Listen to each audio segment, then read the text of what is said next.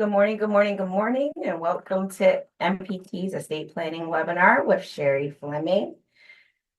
This webinar is in preparation for National Estate Planning Awareness Week, which takes place this week, October 21st to October 27th. Just a few housekeeping reminders. Everyone is muted. Please utilize the Q&A feature in the part of the webinar that you cannot leave any comments in the chat feature. And as always, this webinar will be recorded. Just a little bit about myself. My name is Kalisha Colbert. I'm the Plan Giving Manager here at MPT. I've been working in the nonprofit world for almost 20 years. And I love working with organizations that help the community and have a positive impact in the world. And although I am working in Maryland, I am based in Pennsylvania with my husband and newly 6-year-old.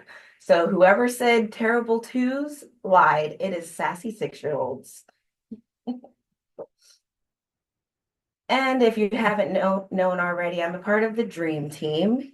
MPT's major and plan giving team is housed under the development department here at MPT, and it consists of Aaron Kress, Senior Managing Director, Mike Persley, Director of Major and Plan Giving, Laura Ligo, Leadership Manager, Anna Trapani, Major Gifts Officer, and myself. In addition to my main priorities, I am the first person in charge of the Legacy Society here at MPT.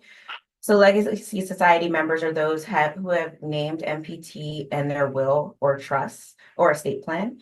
And some of the benefits include on-air credit with Legacy Society members, complimentary and or priority tickets to events and priorities, private screenings, acknowledgement listing in the MPT annual report and honor roll, and access to MPT Passport, which allows you to watch your favorite PBS and MPT shows anytime, anywhere. And a full disclosure, this webinar is not intended to give legal advice or tax advice. Please consult your professional advisors about your specific situation. And to start us off, I would like to start with a quote. So if Plan A doesn't work, the alphabet has 25 more letters by Claire Cook. You might think that you need to start with just one plan to get the estate planning process started, but things change, situations change. Just remember that you can use any letter of the alphabet until you get the right plan situated. And now the time has come for me to introduce our presenter. Shari received her undergraduate degree from Lincoln University in Pennsylvania. She received her law degree from the University of Maryland School of Law. Shari's post-law school education includes achievement of the designations of accredited estate planner and chartered advisor in philanthropy. She is the principal of the law office of Shari Fleming and the plan giving officer for Bowie State University. Shari founded the Our Legacy Matters community and was named the Daily Record's 2021 Leadership and Law Generation JD honorees. Shari, I'll pass it over to you.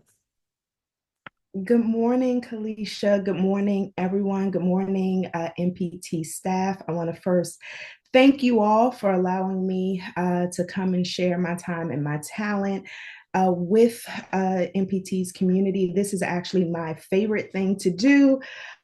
Presenting estate planning. So thank you. I consider it an honor to be here today. So for all of our guests, for all of our viewers, it's nearly 200 of you. I want to first reiterate that everything that you hear today is just informational. It should not be considered legal advice. It is mostly my professional opinion based upon my experience. You may go to another attorney who may feel differently or who may advise you differently, or not advise you, but who may share different professional opinion about some of the things that I'm going to share today.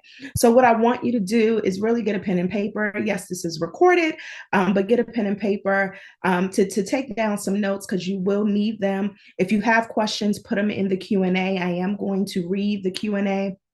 If your question is longer than 3 sentences or it starts with I or me or my mom, it usually is one that requires a little bit more detail, and you probably need legal advice.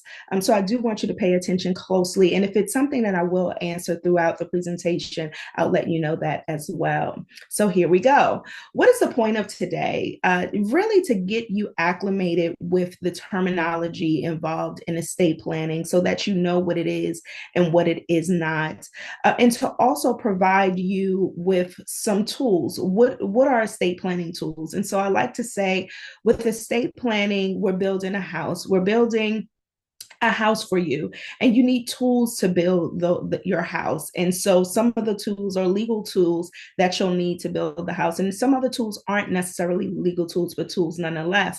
And when you're building a house and you've been in it for a while, sometimes you want to remodel, you want to redecorate. I just went through this in my house. We're doing room by room because we've been here for 10 years. Sometimes you want to change some things, and so you have to reassess the tools, and whether or not what you have is what you need. At some point in building our house, or maybe dismantling our house, and that is part of estate planning for those who are preparing for the end of life. My husband and I know we may have to build a new house or go someplace else because we don't want stairs. And so think about estate planning in that way. It is going to change as your life changes, as your circumstance change. It's not a set it and forget it. And so I want you to be well aware of that now. A difficult discussions guide, that is something I developed when I really got serious in educating individuals about estate planning, probably around 2016. And so it is available on the resources page of my website to provide you with just a brief explanation about some of the tools, but really some of the questions that you should be having with yourself that can cause a difficult discussion internally or with your family members. And that's another thing that I want you to take away quickly, or immediately. You have to have hard conversations with yourself in order to be successful in estate planning. So why is planning needed? There is this extreme wealth transfer that's taking place between the silent and baby boomer generations, transferring to Generation X, and myself, I'm a millennial. Hey, y'all. And so this is something that in our history's economics, we have not seen the legacy that is in finance that's transferring. And so we want to make sure that everyone is aware of what's going on and things are not happening by happenstance.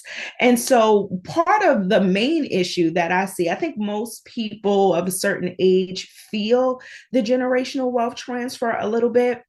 But part of my concern is that even those who may have knowledge of the transfer, still, they're not doing the planning to make sure that the transfer takes place in a most efficient way possible. So in 2022, there was a survey done, and this is, right in the thick of COVID, or I guess trickling, maybe going out of it, if we're out of it, where a study was done, and it was shown that despite this healthcare crisis that everyone in the world experienced, no one or not many people said, oh, let me get my affairs in order. So despite COVID, still 2 out of 3 Americans do not have a will. And so I'm not sure why. I have some data as to why I think. One of the reasons why I have seen that people fail to estate plan is because there's a lack of understanding of value. People feel that they need to be rich or wealthy to estate plan, and there's just not a lack of understanding about what wealth actually is and what it is not. And essentially, if you have assets that you currently live off of, that someone else will need to live off of, you need to estate plan. And so I really want to encourage everyone to think about themselves and their wealth differently in order to do a little bit more about it.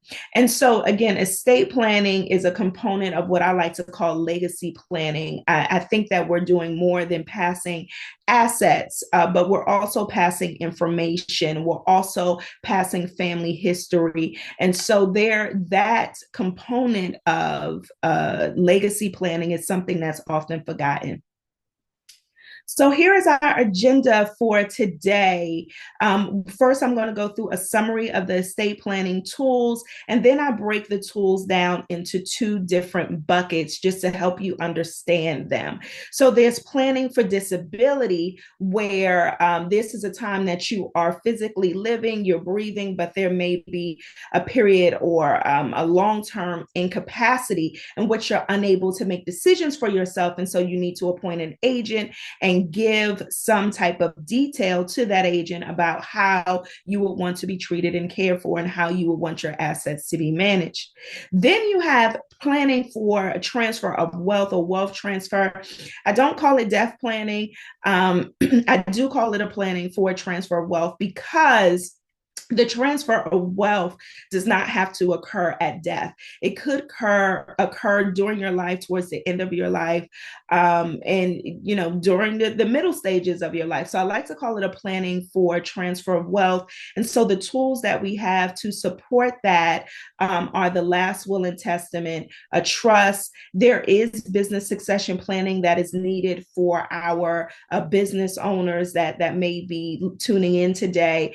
I find that business owners plan way too late, and it's a catastrophe every single time. So if you're a business owner, you need to engage in business succession planning and estate planning sooner than later. And then last but most certainly not least, plant giving, which is planning for transfer of your assets to support the charity of your choice. A lot of people get offended when I say support a charity, and why wouldn't I support my family? Well, you can do both. You can support your family and you can support the charity of your choice. Again, it really boils down to how you see wealth and when is enough enough? What is enough for your family to live off of, for you to say, well, let me take this small chunk to support the charity of my choice, such as Maryland Public Television, or in my case, Bowie State University Foundation. So our estate planning tools that we have, and that I'm going to cover in greater detail, I just want to give a summary of what they are. We have the Advanced Medical Directive. Again, this is planning for disability. The Advanced Medical Directive is a medical related document where you are doing two things. You are appointing a healthcare agent, which is also known as a healthcare proxy. This person is the person who will make decisions for you in the event that you are unable to make decisions for yourself. The second part of the Advanced Medical Directive is called your living will. I said I was going to do some research at some point. At this point, I don't know that it matters. I don't know who chose to use the term living will for this portion of the Advanced Medical Directive, because it is confusing to you. It confuses you. It's confusing to the consumer. This is not a last will and testament. This is you telling your healthcare agent how you would like to be treated medically in the event that you are ever incapacitated. So this is you sharing your medical will. Your will is your desire, okay? This is you sharing your desire with your healthcare agent and your treating professionals, your medical professionals, about the care that you would want if there is a time of incapacitation. So I get a lot of questions about this. An Advanced Medical Directive is two components: the healthcare proxy. Sometimes you may also see it called the healthcare power of attorney. Okay. If it says healthcare proxy power of attorney, this is all medical things. Let me also say this. I forgot to mention this. I am a Maryland licensed attorney. My expertise is in the state of Maryland, Maryland law. I am not speaking about any law in any other jurisdiction. I know that there are people tuned in from other jurisdictions, because told me. You sent me an email, you sent me a message, and called and told me. So hey to Connecticut, hey to New York, hey to New Jersey. This is my family. I am only talking about Maryland law. And so to the extent, while this is not advice and it's information, please know that estates and trust law is different in every jurisdiction. There are states that are very similar, but I can also tell you there are distinct nuanced differences between Maryland, Virginia, Delaware, New Jersey, and Connecticut. Why do I know this? Because this is where my family is, and I've had to research and even probate some things. And so I am only talking about Maryland law here. And that's another reason why, if you're in another jurisdiction, you definitely need to go and find out information or the law for the jurisdiction you're in. So back to advanced medical directives. Advanced medical directives is it's medical instruction in the case of disability. Two components: healthcare proxy, living will, which gives instruction about what you would have done. And we'll go into that in a little bit more detail. Durable power of attorney is a financial document that, just similar to the advanced medical directive, but not for medical, for finance, you are appointing an agent, someone other than yourself, to be in charge of your finances during a period of incapacitation. The most important part is that you want the power of attorney to be durable, meaning that it surpasses your incapacitation, meaning that person can be in charge if you're incapacitated. That's what makes this an estate planning tool. And later on in this presentation, I'll go into that in a little bit more detail. I do a summary just so you know, because I find that people need to hear things 3 times. I'm only going to really talk about these things twice, but 3 times in is the average time that people need to hear things before it actually sticks. So advanced medical directives, durable power of attorney, these are documents that are put in place in the event of incapacity. The next 3 items are ways in which you can transfer wealth, either that are based either in contract or in statute by law. And so beneficiary designations is one of the most effective ways where you can transfer your wealth. And when I talk about beneficiary designations, I am typically referring to your retirement plan. Insurance is where you can name a beneficiary. And if you're in Maryland and you have an automobile, the MVA, I don't know, is it Maryland Vehicle Administration? I don't know. But the MVA permits you to name a beneficiary to receive your vehicle, so your vehicle will avoid probate. And so, but in order for that to happen, your vehicle cannot be leased. It must not have a lien on it. So it must be owned by you free and clear in order for you to do a beneficiary designation. TOD and POD. TOD stands for transferable on death. POD stands for payable on death.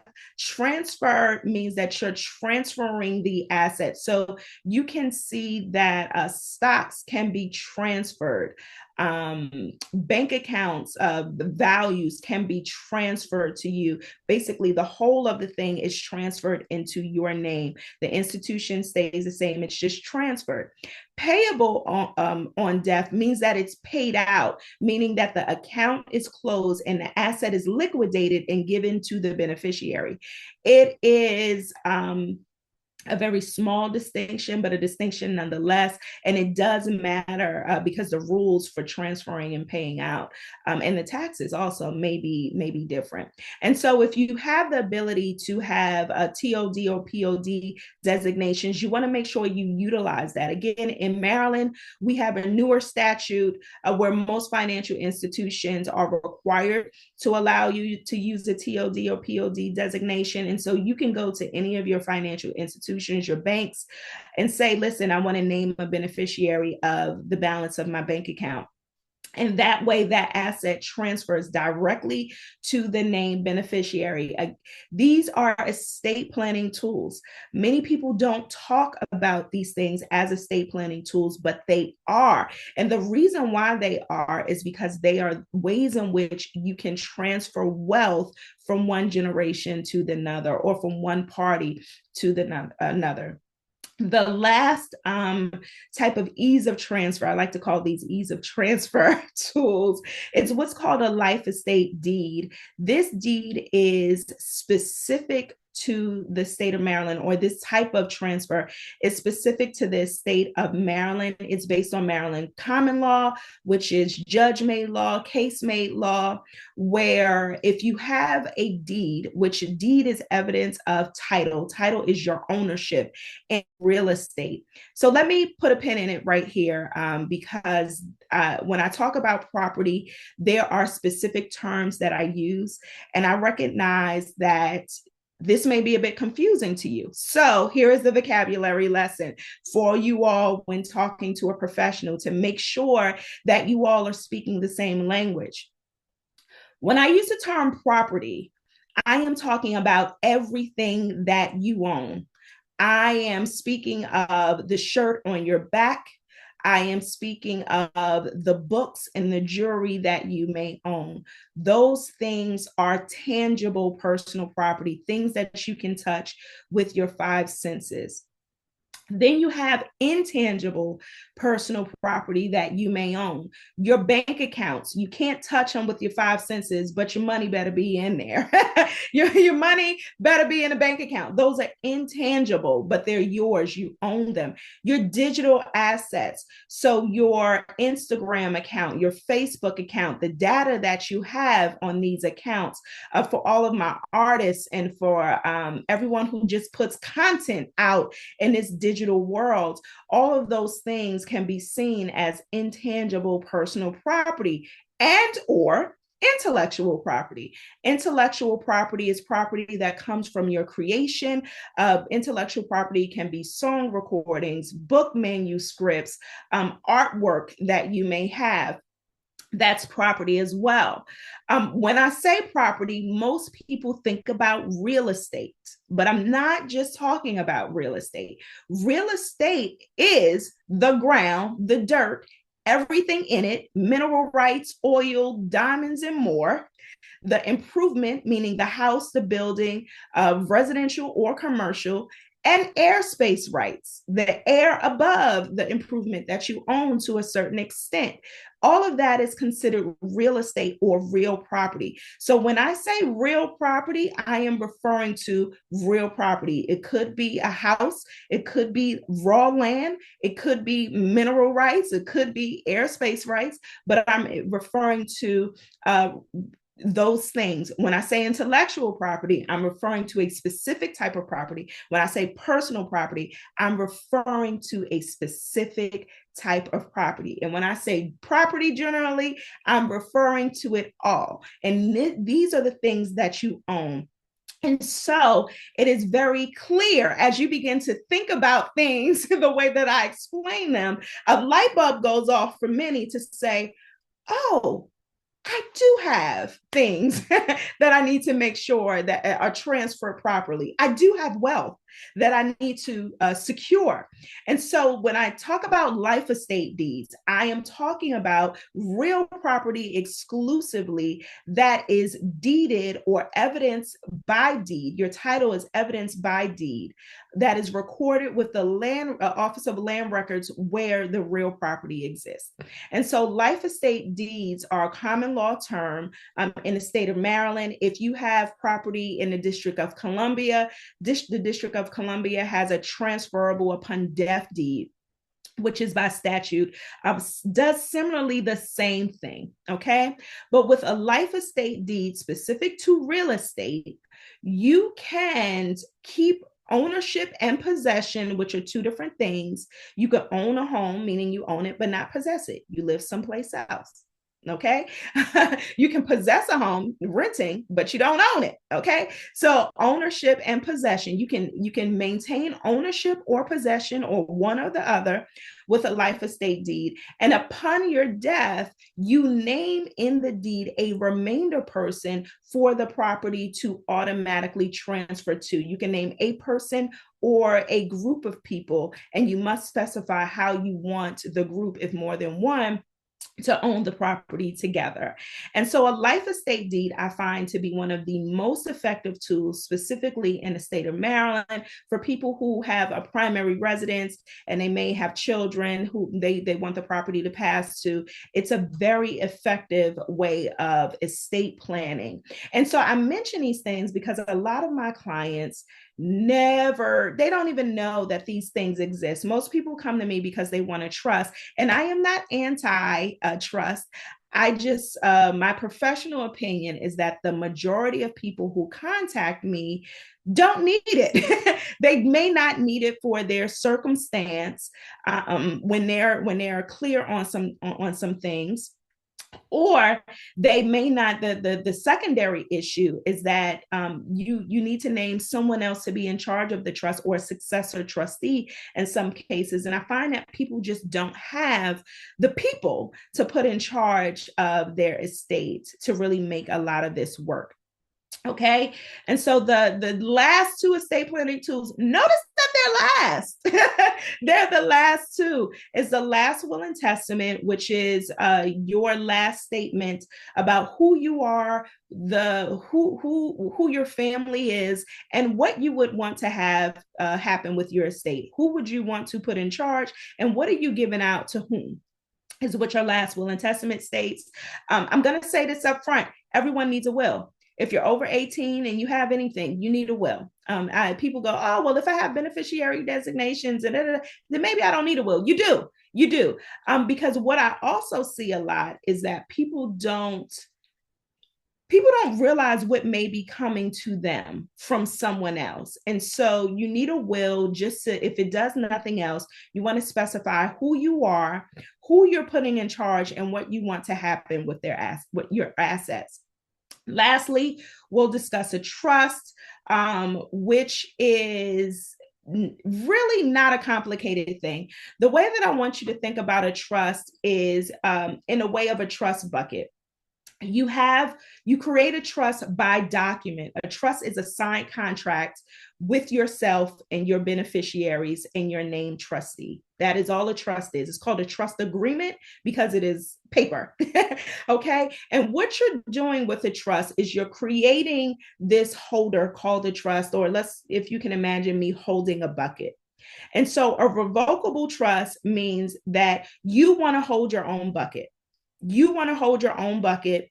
And in order for a trust to be funded or effective, you have to retitle your assets from your name to the trust. So I own real estate in my name, Shari Fleming. I want to have a trust bucket, a revocable trust. I am going to be the trustee, meaning I'm holding my own bucket. But for the trust to be effective, I have to retitle the deed from Shari Fleming to the revocable trust of Shari Fleming, because the trust is a separate and distinct entity. Okay, that gets its own tax ID number in certain cases. And so a revocable trust simply means that I'm not holding my trust bucket. I'm giving the trust bucket to someone else, a third party, a trustee who is going to hold the trust bucket for my benefit or for the benefit of others, or for the others. When it's irrevocable, it means just that. You can't revoke it. And so when you put or retitle your assets into the irrevocable trust bucket, the trustee that you name is in charge, and they're limited to do only the things that you have specified in your trust agreement, which means you better get it right. You better get it right in that trust agreement. You better have a third eye, and you better be able to see as far down the future as you so desire, because you have to retitle the asset. The asset is no longer yours. The asset is titled to the trust, and that third party trustee, in the case of an irrevocable trust, is in control. No matter how many people come to me saying that they want to trust and they want to be on the Donald Trump plan of trust, I find that the vast majority of people are unwilling or unable to disconnect from the asset. They are unwilling to give up the control that's necessary in order for it to be effective. And that's the seed that I want to plant here. Get off of TikTok, get off of Instagram, and get professional advice. Because most people are not able to really withstand the consequence of some of the decisions that they're making because they don't fully understand the weight of that decision. Okay, so I'm going to look at some questions here. Let me go in order before we move to the next step. Yes, Maryland does. So let's take a step back. The 5 wishes form is not a Maryland form. Okay, there is a 5 wishes form, and this is specifically related to the advanced medical directive. If you want the Maryland form, you go to the Office of the Attorney General's website and you're able to pull off Maryland's advanced medical directive. You can download it, fill it out, have it signed by 2 witnesses who aren't your agent and or family members for that matter, and you're good to go. You can also go directly to the site to get a power of attorney. The 5 wishes form was developed by a separate nonprofit, but it does function as an advanced medical directive, and it's a lot more thorough. You can use any of the 2 that you want, but yes, if you Google 5 wishes form, or if you go to the Office of the Attorney General's website, you can pull off the Maryland Advanced Directive. If you're married, do you need a durable power of attorney naming your spouse? If your spouse, I want to make this very clear. You're an individual, your spouse is an individual. For some reason, there's a common misconception that marriage in the sense of finance makes you both on title to both things. That's not how it works. Okay. So if you're married and you have a bank account that your spouse is not on, your spouse cannot access any information or any funds in that bank account. Some people like it that way. Some people choose to have it that way. Some people have joint accounts. Some people have separate accounts.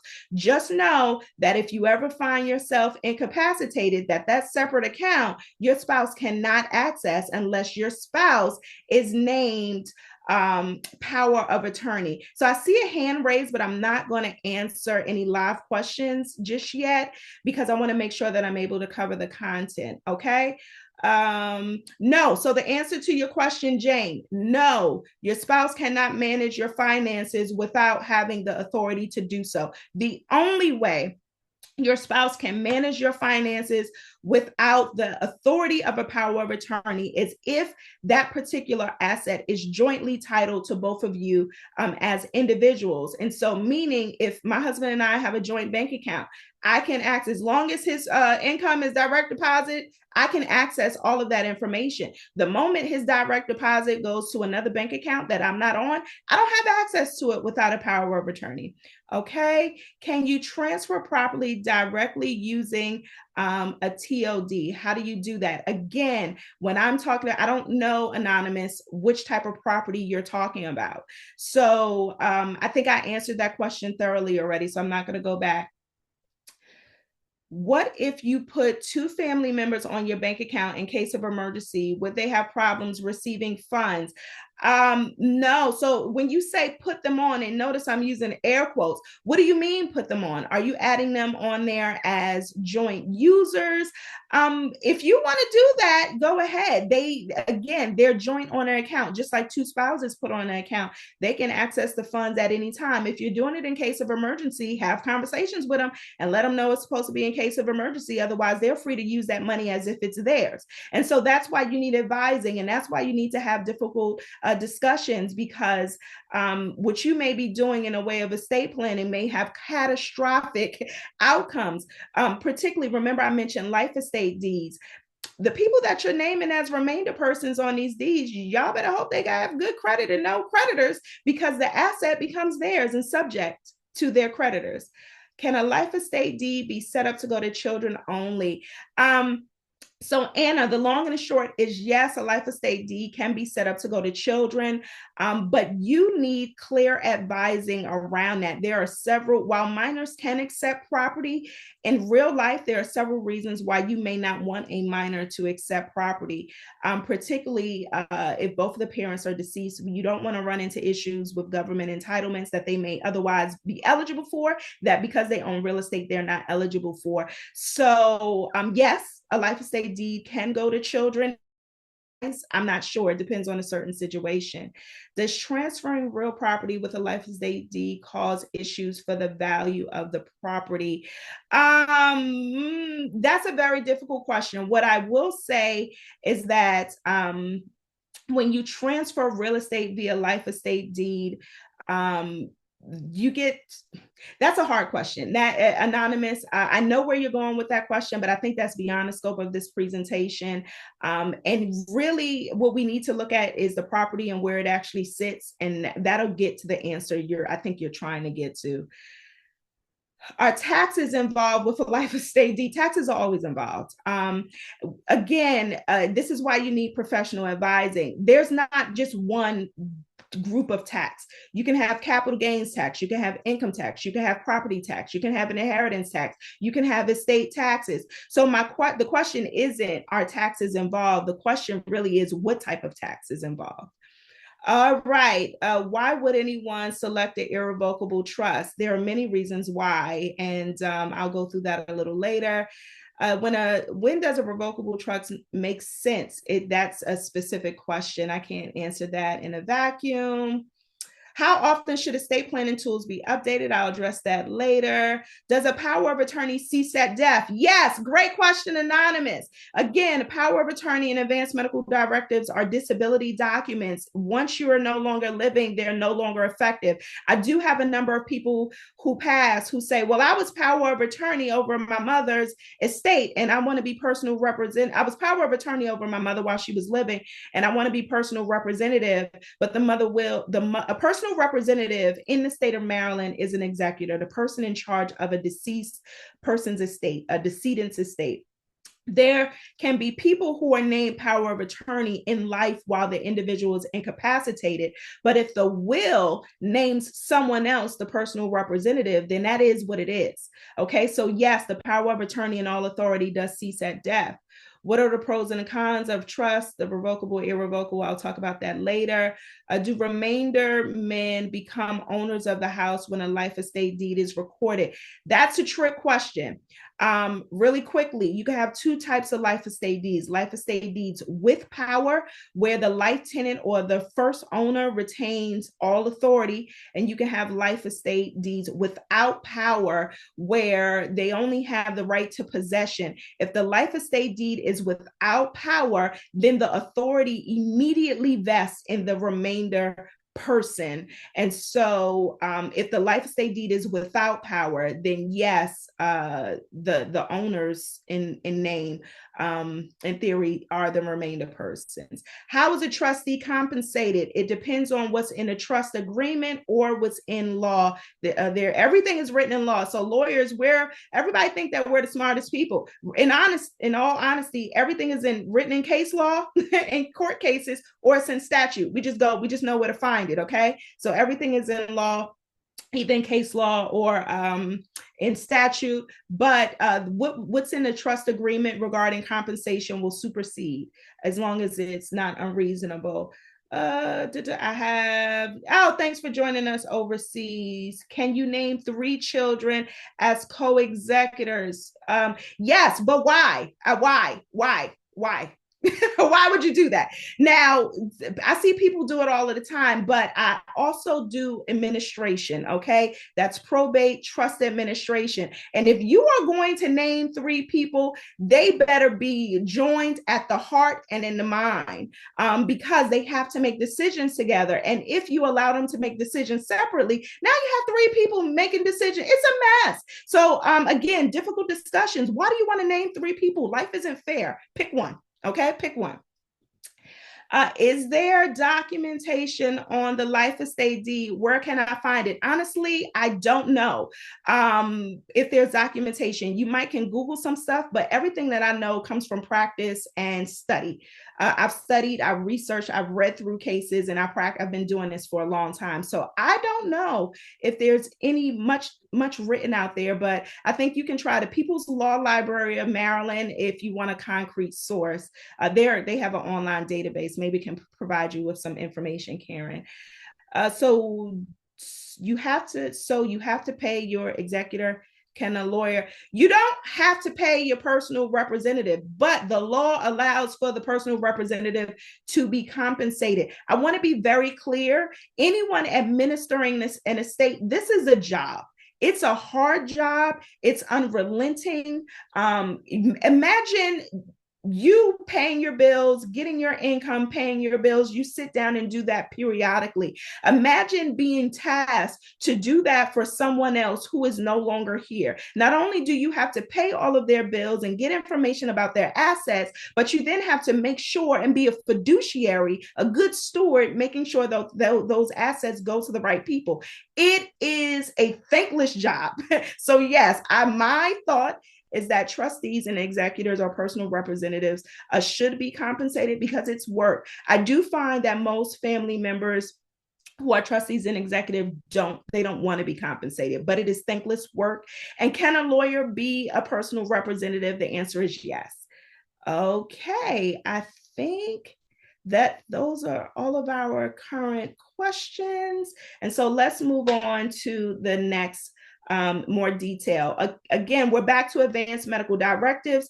I'll go through this a little quickly because I think I've covered this a lot, but two objectives of this disability planning document: appoint a healthcare agent, give them instruction about what you would want them to do. That's a healthcare proxy and a living will, not to be confused with the last will and testament. So the reason why you really need advanced medical directive is because this is the healthcare agent has to be able to have access to your medical information. There's this great law called HIPAA. I used to know what the H is health, the P is privacy, and one of the A's is authorization. The I is information. Okay. So they have to have access to your information, and medical professionals don't want to be sued. The malpractice insurance is high. They don't want to be sued. And so they're not going to just give your medical information to anyone who may or may not have authority to do so. And so you want to make sure you have one of these. So at a bare minimum, you have someone to receive your medical information for you. But what can that agent do? They can provide consent, withhold consent, decide who your doctors will be or where you will be treated, and how you will be treated. And it becomes very important that when you're giving them that authority, that you also give them information about how you would want to be treated. I'm going to be honest with you all and say that out of all of the estate planning tools that I work with clients in advising them, this is the one where everyone gets stuck. And it takes us a really long time to get to execution because no one has thought about this stuff. And this is one of the reasons why I do the training, because I find that people do not think about how end-of-life care looks for them. Unfortunately and fortunately, I have had the benefit and the pleasure of working with my father-in-law and my mother-in-law while he was on hospice care for 6 months. I've had the benefit of watching my great-grandmother age until the age of 102. She passed away in 2020. I've had the benefit of watching my paternal grandmother age. She actually passed away a little more than a week ago when we had our funeral last night, and I made my way back to Maryland to be here. Watching her age during periods of incapacity. She had suffered from dementia the last 10 years of her life. My mother was a breast cancer survivor, and unfortunately, we lost her not to breast cancer, to a car accident in this past January. So I name these things not to unload my trauma on you, but to share with you that I have walked this in real life. And I am telling you that when I am doing planning, and more so when I'm working with families as their grandparents and their parents are aging and they need support, no one really cares about the house and how the house is going to be transferred and the retirement plan. Those are good things. And those are things you should protect and you should plan for the transfer of wealth. But the large majority of people get stuck at the advanced medical directive and at the treatment preferences because no one has ever spent the time to think about what aging looks like for them and how they want to be cared for and how they want to be comforted in a time where they may be unable to really do for themselves. What does that look like for you? And this is really a quality of life question that I want everyone to be real considerate of. This is where a lot of fights happen with family because the one that everyone thought would step up to take care of mama does not take care of mama and someone else does. And so be clear on that. This is where the difficult discussions come in. And so treatment preferences typically considers, thank you so much, Sharon, for sharing your sympathy. I appreciate that. Treatment preferences. We can't contemplate all life experience, but we can think about the different types of scenarios we may find ourselves in. And so one scenario is death from a terminal condition, imminent, and despite life-sustaining procedures, death is going to occur, a car accident. What type of treatment do you want? You may find that in these three types of conditions, your treatment may be different. The second is a permanent state of unconsciousness or a persistent vegetative state. If you think of Terry Schiavo, for some of my older viewers today, if you remember that case, a young woman who was in a persistent vegetative state, and there was a case that went all the way to the Supreme Court because her husband, they were newly married, had a difference of opinion about her treatment than her parents. And her parents felt like she just left their house, so their decision should control. But the Supreme Court eventually decided after 10 years of medical care, who paid for that? After 10 years of medical care, that the husband's decision outweighed the parents. Make the decision for your healthcare agent, okay? End-stage conditions, advanced, progressive, incurable, which will eventually result in complete physical dependency. Think of a stage 4 cancer, Alzheimer's, dementia. The real important portion about this one end-stage condition that I want you to consider is that if you consider B. Smith was did a lot of things, owned a number of restaurants. She was in the news, or her husband and his girlfriend were in the news a couple of years ago because she suffered from either Alzheimer or dementia. And she lived in a house, and her caregivers were her husband and his girlfriend.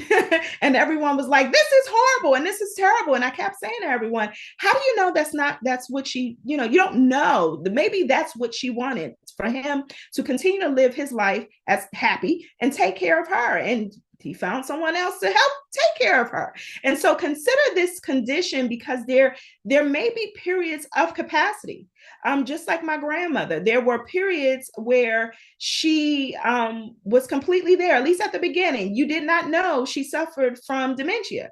And then the next day, you did not know. She may have not known who you were. And so you could imagine that your treatment may be different because in the times of lucidity, you want control over your being. But in the times where you may not be, you may need someone else to be in control, and you want to give them some direction regarding that. While we're talking about advanced medical directive, I also want to talk about the need for long-term care. So long-term care, again, is a conversation about aging. What does it look like for you? And as you age, what type of care are you going to have? think about who you have, the support that you have, and more importantly, how are you going to pay for this? I want everyone to think about how they're going to pay for their aging care now, because you have long-term care insurance, you may have retirement, you may have government-funded care, Medicare, Medicaid. Medicare is federal insurance, Medicaid is state insurance, and what's available Medicaid depends on the state that you're in. If you're a veteran, you have the VA where you may be able to get some benefits. And so think about how you're going to be cared for as you age and who's going to fit the bill for this.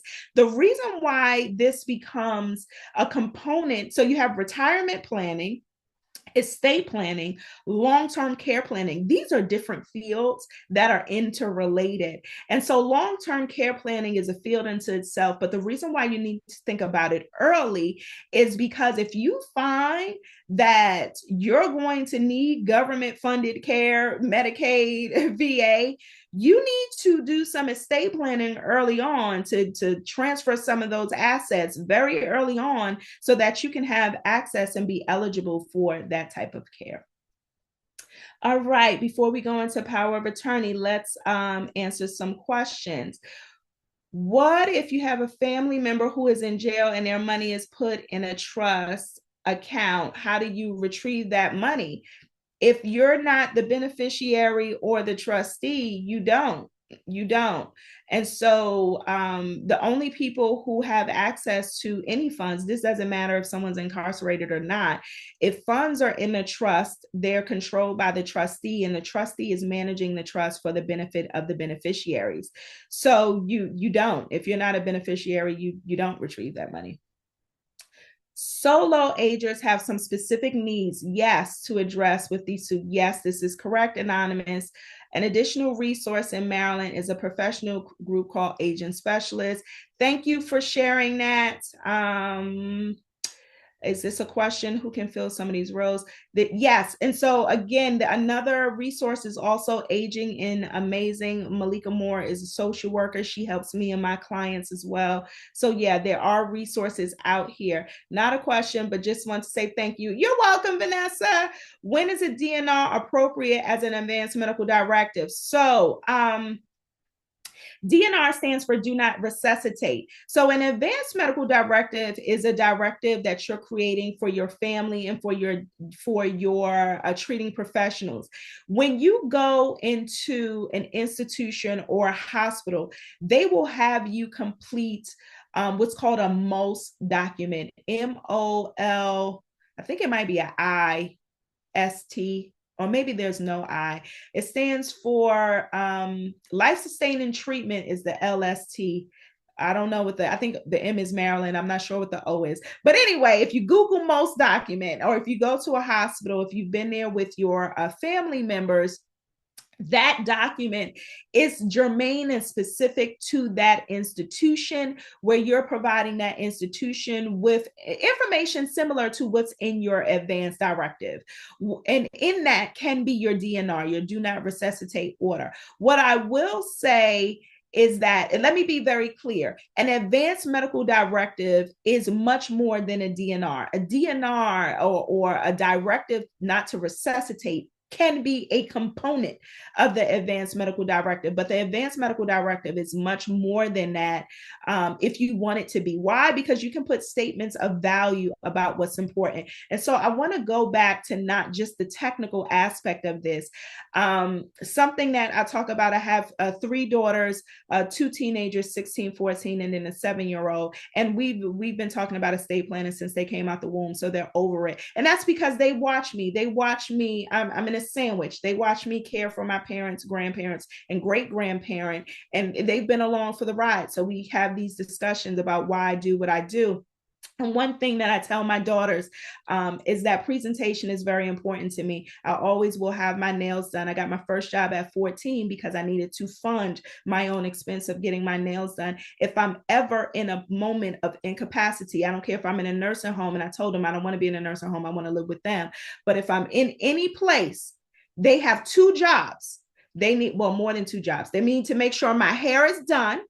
If I don't have any, find me some or make sure it's shiny. They need to make sure that I do not smell. And I need to make sure that my nails are done. I want them manicured. I want them polished. That is in my advanced medical directive. You know what else is in my advanced medical directive? I want my grandmother's blankets. My grandmother has always crocheted. She taught me how to crochet. I have about 20 blankets in here that she has made that I am passing down to my children. And when I get sick, I think this is another point. What happens when you get ill? What do you do? Who takes care of you? When I get sick, without fail, I want one of my grandmother's blankets. So in my advanced medical directive, bring me one of my grandmother's blankets because they still smell like her. They smell like the little box that they're in that smells like her. That's what I want. So I want to be very clear that an advanced medical directive is much more than the DNR and the treatment preferences. I think I discussed the most document already. Where do I find a good estate agent? I'm an only child with no family. I think you need to do your research. When you say estate agent, I'm not sure what you're talking about. I'm not sure, Anonymous, if you're talking about an attorney. What I will say is wherever you are, there may be an estate planning council. I'm a board member of the Baltimore Estate Planning Council. We serve the regions of Baltimore County, Maryland, and Baltimore City, Maryland. And so that would be a good resource. There's a Howard County Estate Planning Council. There are, I don't know all the names. I know there's a Frederick County. So you just want to make sure wherever you're in that you're finding someone, because I'm not sure what you mean by a state agent. How do I find long-term care insurance? Well, part of what I'll discuss is that everyone really should be working with a financial advisor and they will be able to help you. Even temporary disability, you should have a durable power of attorney. Current situation, I'm not sure what you're saying, Anonymous. I'm not sure what you're saying. If you don't have a family member nearby, what options for a personal representative? You can use an attorney, you can use a friend, you can use someone out of state, quite frankly, with an attorney. I would say the vast majorities of estates that I do is where the decedent was a Maryland resident, but the personal representative lives out of state. And so that shouldn't be a barrier, especially in the world that we're in. But again, a state planning council of your jurisdiction is always a good way to go. I think I've already spoke about the most documents. I said most. And so post, again, the M may be for Maryland. I'm not sure. Okay, medical. The M is for medical. Thank you. Thank you. Oh, that's my special friend. Thank you, Miriam. Okay. Does an advanced medical directive supersede most? I really don't know an answer to that question. It's really never come up in practice. Here's what I will tell you. Make sure that they don't contradict. Okay. Perfect. All right. Thank you all for putting in most. I appreciate that. Okay. Yes, I'm sorry. Yes, this is very overwhelming. This is why it's recorded. You should take notes and come back. I know that to be true.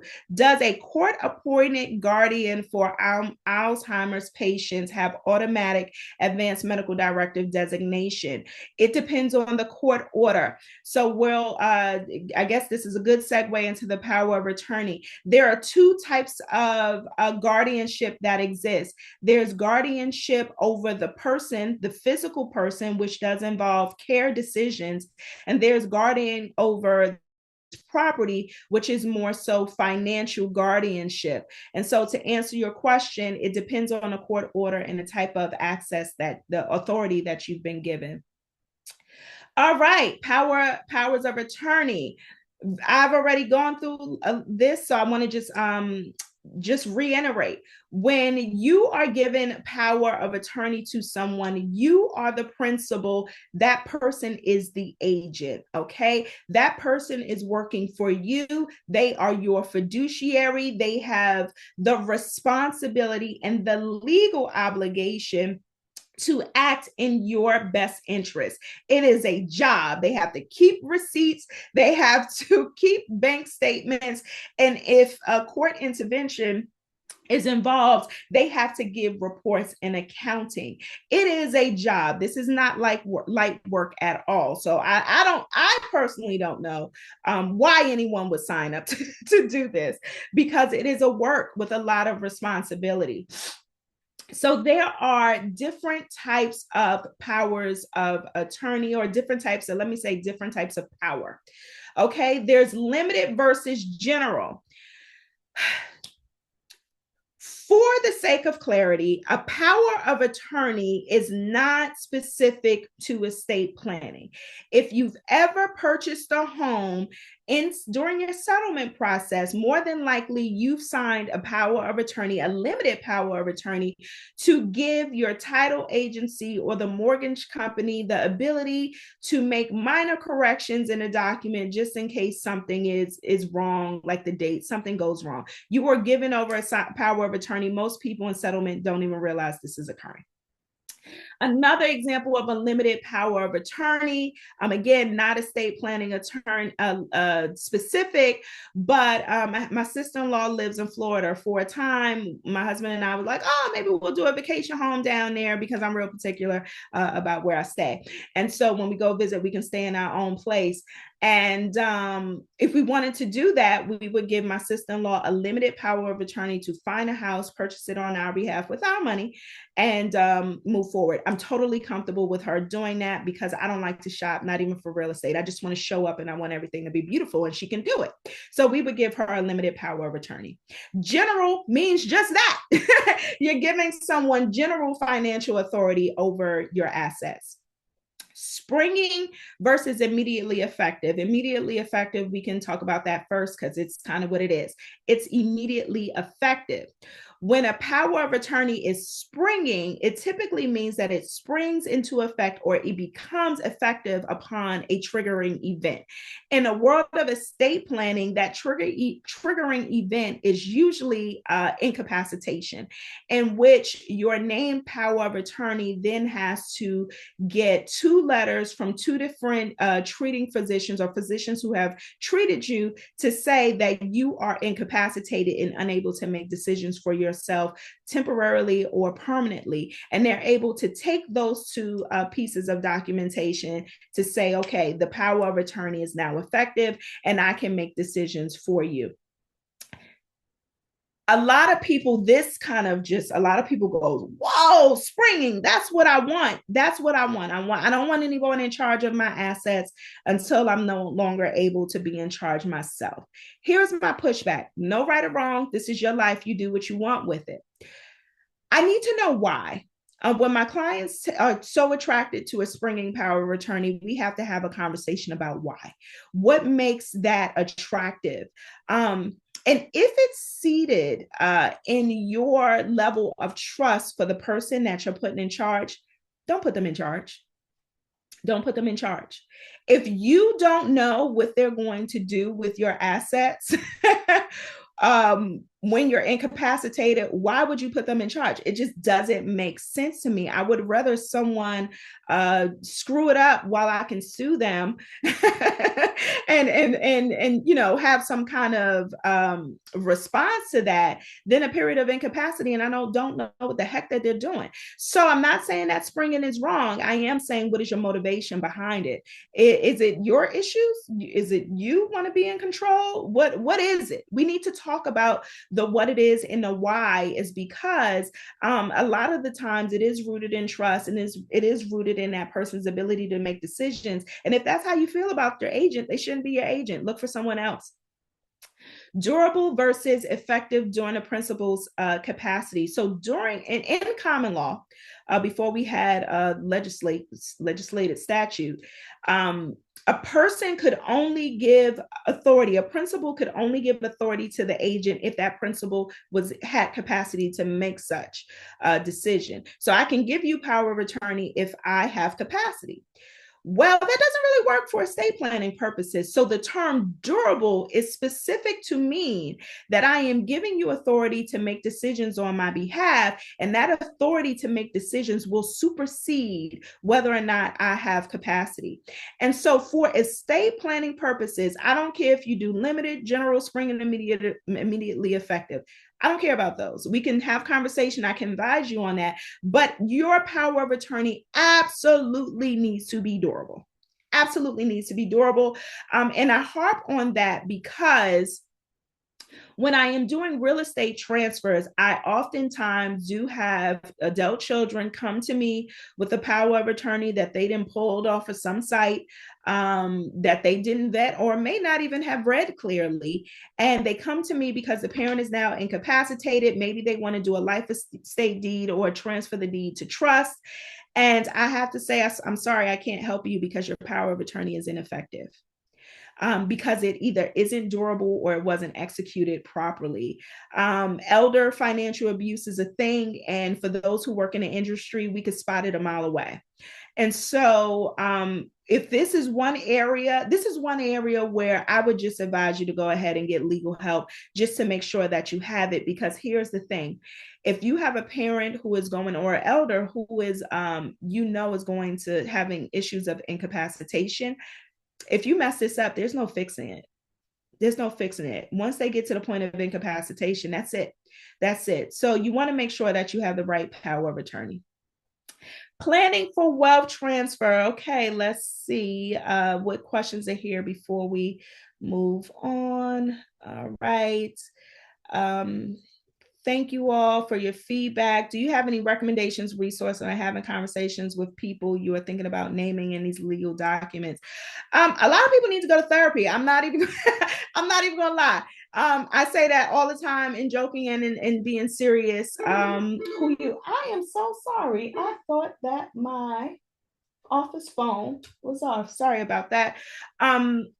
Any recommendations or resources? Again, any licensed social worker, anyone who is experienced with these type of matters. Sometimes it may be a mediator. I've done family mediation a bunch of times. I'm not a therapist or a social worker, but I am a mediator. And so, yeah, it depends on what the family concerns are. That depends on the type of person you may need. If I have a will and beneficiaries, is probate necessary? We will talk about that in a minute. If you inherit property and two siblings want to share the property, can they sign over a statement of no interest, or is one sibling? That anonymous is not an easy question. I know you think it's easy, but it's not an easy question, and it requires advising on all sides. Okay. All right. I think those are questions. So planning for wealth transfer. Why do we plan for wealth transfer? Well, I don't know who's listening. So I don't know what your wealth is, right? So some people plan for taxes. I do find that most of the people do not plan for taxes, but some people do plan for taxes. So I mention it. There are estate tax that is applied to an estate when that estate, the gross value of that estate is over a certain amount of money. The values change every year. So for 2024, if you have a gross value of your individual estate that is over $13.61 million, you will have to pay, your estate will have to pay estate tax. If you're married, that number doubles to 27 million. And that does not mean happily married. That only means legally married. This is what I discovered when I got into estate planning. And I said, oh, okay, I get it. I see why people stay married, because there is a financial benefit to doing so if you have specific assets. Learned that quickly.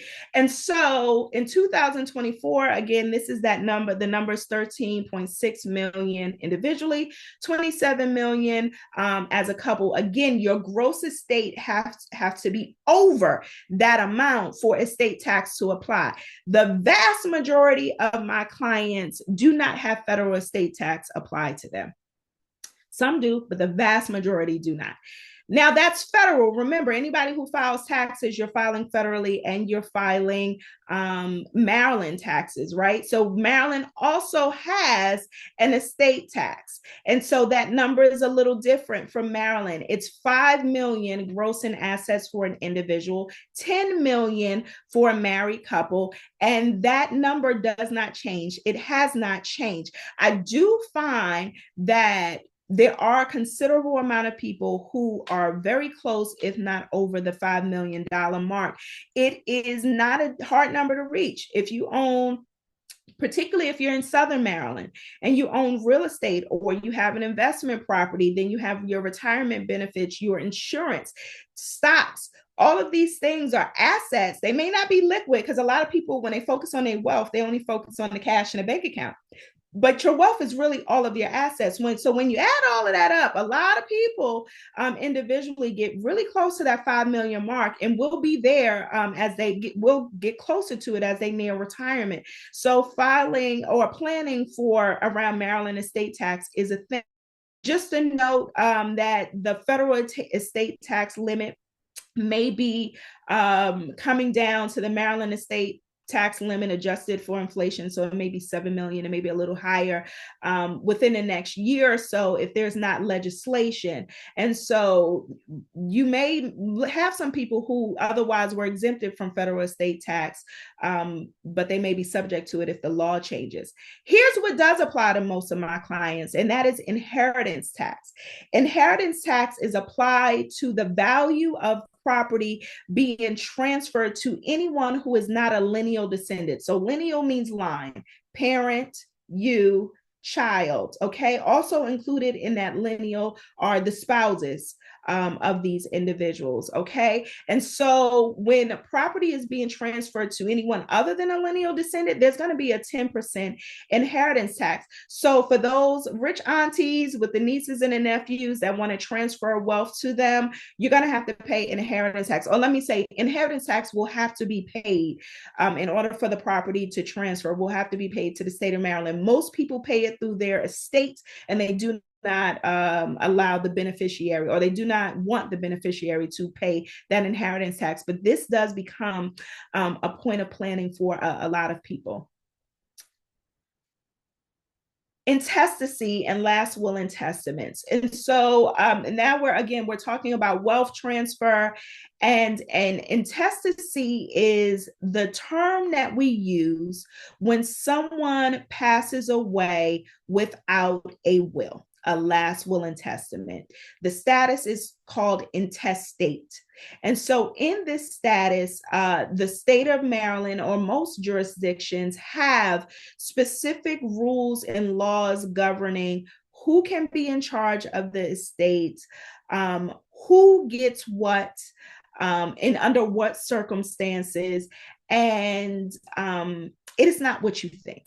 It is not what you think. A lot of people, again, wrongly presume that because of marriage, the spouse will automatically inherit everything. And in some cases, that is true. And in other cases, it's not.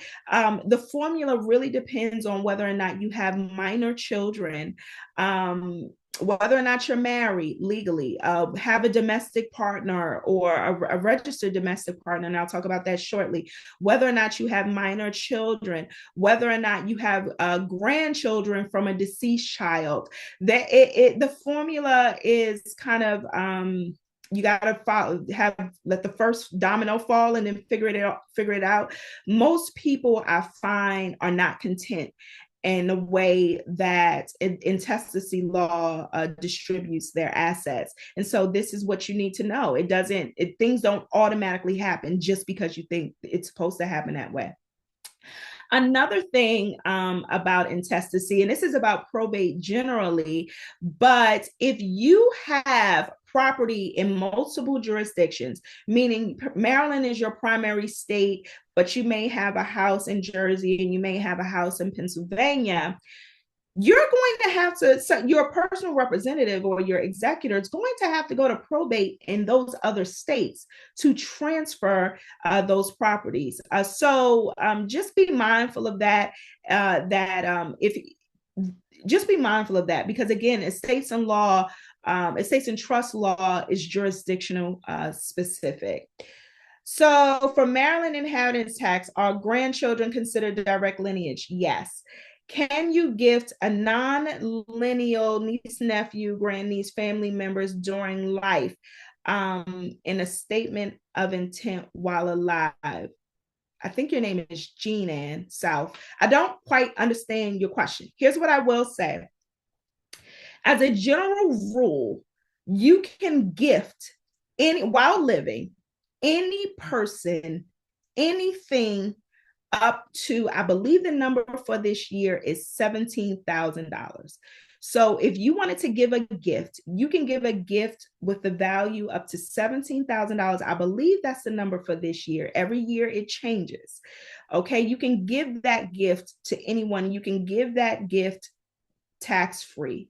Gift tax free. Remember, I told you it's not about paying taxes, it's about which type of tax. So, yes, there is a gift tax. And so, if you want to give a gift, you can give a gift to anyone in a calendar year up to a certain amount without having to pay gift tax. Inheritance tax is different. Inheritance tax only kicks in when someone's passing away and you're giving property to them. And so if it's a non-lineal descendant, then it's 10% inheritance tax. So I think I answered your question, but I didn't quite fully understand it. Does 10% inheritance tax apply if the person dies in Maryland and gives to a nephew in another state? Yes, it's a Maryland tax. The property is in Maryland. Well, let me not even say that. Let me take a step back. What type of property are we talking about? Are we talking about real estate? Or are we talking about another type of property? Okay. If we're talking about Maryland real estate or property that's otherwise controlled by a decedent who lives in the state of Maryland, then yes, it will apply. Okay. But that, Donna, can be a tricky question. So let me not that's the answer. Are deeded timeshares subject to probate? I can't stand timeshare. This is actually not the easiest question, anonymous. But yes, deeded. So are they subject to probate in their company's jurisdiction? It depends on what the contract says. And I hate them. I hate them. I hate them because they're very quite complicated. So not an easy question to answer. Thank you. $18,000 is the gift tax exemption limit for this year. Clearly, I'm focused on 20. So it went up. Last year, I know it was 17,000. This year is 18,000. Okay. Did I get IRAs and TSP? So TSP is a thrift spending account. IRAs is an individual retirement account. So the question is, individual retirement accounts and thrift spending accounts go directly to the beneficiary and are not included in estate tax, correct? Trick question. Trick question. Why? When we're looking at the value of someone's estate, we're looking at the value that exists on the date of death.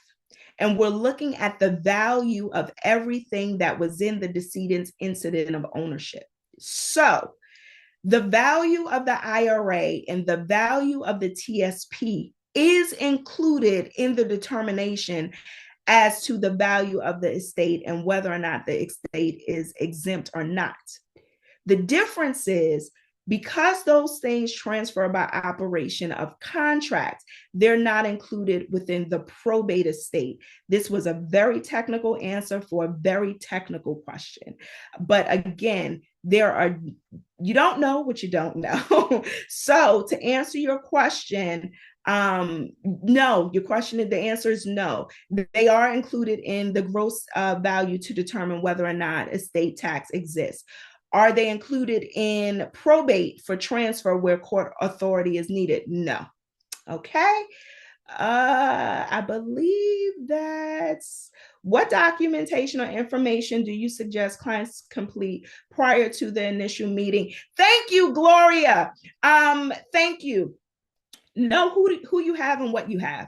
I don't necessarily want my clients to complete documentation, but I want you to be clear on who do you have and what do you have. So itemize your people. Who are your people? Your family members, your loved ones. Who's going to take care of you?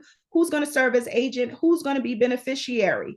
Okay. Who don't you want to be a part of this? Who are you Xing out? Okay. And then what you have, itemized list. What do you have? What do you own? Assets. Everyone should be working with a financial advisor. If you don't have one, this is your clue to get one. Get a financial advisor to help you itemize the things that you have and to help you plan financially. Also, to tell you what you don't know and when you may need professional help from that of a CPA or from that of attorney or a philanthropic advisor. Who do you have and what do you have? Write them down. Don't have them in your memory. Don't think that you know it. Write them down. And then, because my question is going to be, so why? Why these people? That's what you need to prepare to come from me. That's what I'm going to ask for. I can't even help you until I know who you have, what you have, and what your goals are. So thank you for that. What about transfers to stepchildren? Yeah, stepchildren are hard. This is a legal advice question. You need to speak to someone. You need to understand family dynamics and biology. Stepchildren, foster children come up all the time. You need legal advice, okay? Do you serve clients in North Carolina? No, I do not, but I do possibly have someone that can possibly assist. I have to look in my Rolodex. All right. So I wanted to I answer questions going along because I want to make sure that we cover some of these things. A note about marriage, civil unions, and domestic partnerships before we go into last will and testament and trust. Estates and trust law has changed recently to go along with the times. And so people aren't getting married. This is a fact. People are not getting married. They're cohabitating. They have cohabitation agreements or not. People are engaging in domestic partnerships. And so the law said, that's fine. That's fine. We're going to define this and we're going to make these relationships conform with what makes sense. What's happening is that people aren't getting married, but they're in domestic partnerships. They aren't doing estate planning. And so you have a lifelong domestic partner who's entitled to absolutely nothing, but who's doing all of the work. It makes it very hard. The court doesn't want to be in your business. And attorneys, we don't want to be in your business. Okay. We want you to get your stuff in order. But because half of America doesn't plan and, and they're not making estate plans, the law had to conform to what is happening to make a way for domestic partners to really benefit from sharing a life with someone else. And so in Maryland, if you have a domestic partnership, I find that a lot of my clients come to me, don't even know that they're in a domestic partnership that can be registered. But if it's something that you want to register for the state of estates and trust, you can. And here is what qualifies for a domestic partnership. I will say I came out of law school knowing that I wasn't going to do family law. I wasn't interested in divorce. I wasn't interested in child custody, visitation, any of those matters.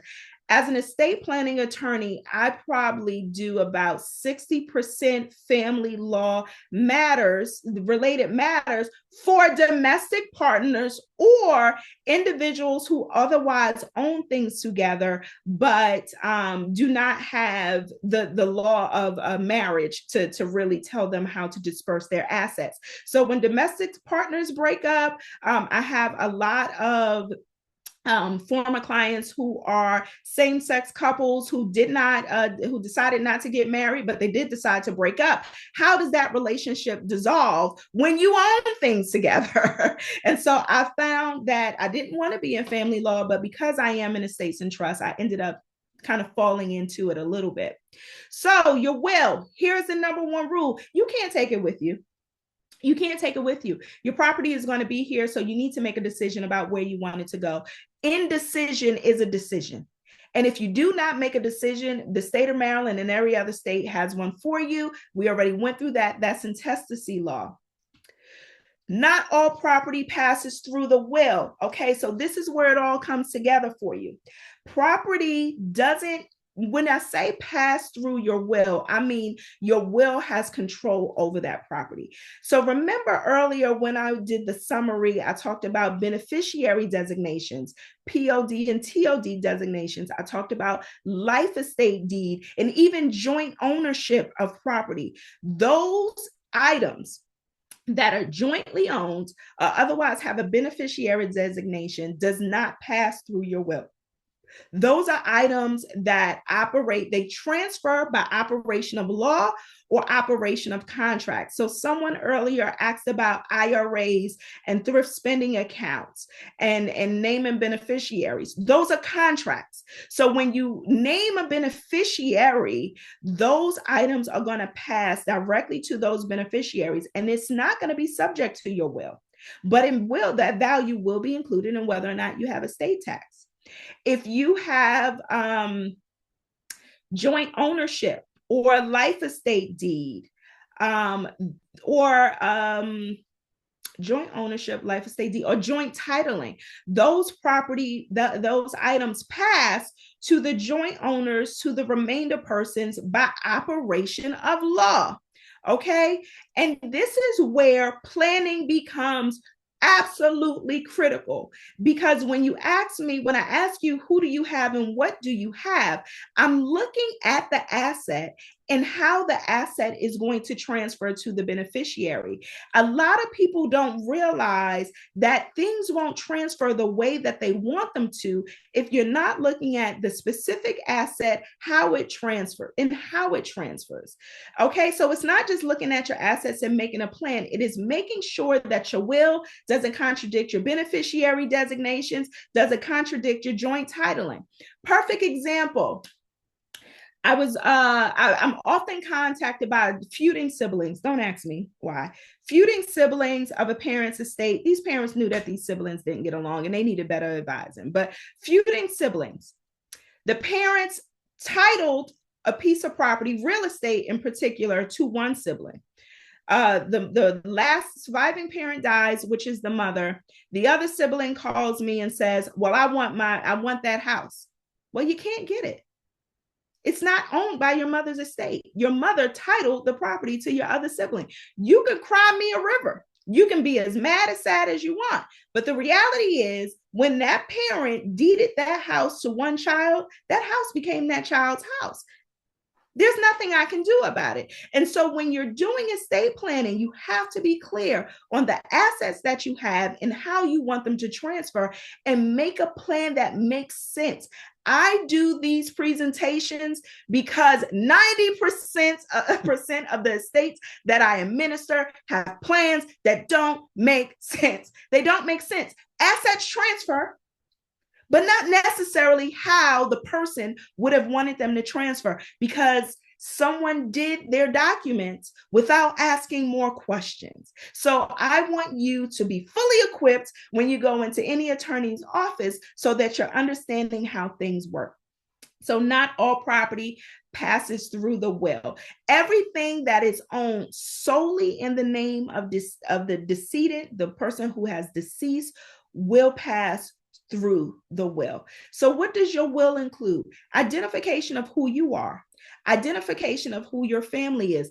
And this is a very important part, because sometimes our loved ones who've predeceased us, we don't think that there's importance including them in the will because they're no longer here. But if you have a child who has predeceased you, you have to mention whether or not you have children and whether or not they're living or if they're deceased, particularly if that deceased child has a child or you have a grandchild, because there is right to inheritance that grandchild has. Another reason why you want to list all of your family, even the one, well, all of your family who would have a right and entitlement by law, even ones you don't like, is because if you are intentionally disinheriting someone, you need to say, your will needs to say, I know you're here. I know you would otherwise have a right into entitlement as an heir, but I am intentionally not leaving you anything. The reason why you want to do that is because you don't want any will contests to come out later. Okay, so that's very important. Funeral provisions are very important. And when I say funeral provisions, as just a note, the way in which death works. Usually someone passes away. The only way to access a death certificate is typically during a funeral home. A funeral home has to collect the body from somewhere. It's the way that most states work. The surviving family members have access to a death certificate. Not all, but most has through the funeral home. Usually there's some kind of funeral memorial service of some sort, some kind of repast of some sort.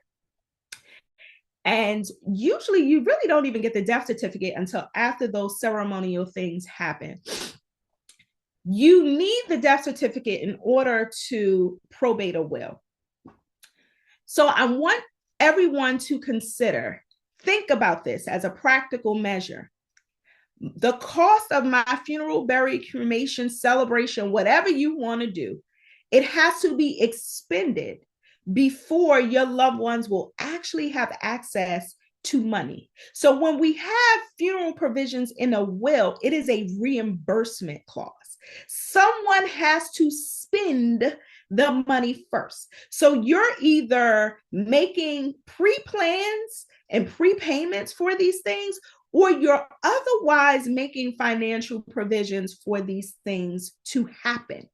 And if you're not, then you need to consider what's going to happen and who's in charge and whether or not they can afford to cover the cost of your funeral. If you're using insurance, if you're I have this insurance policy and they can just use insurance to funeralize and bury me.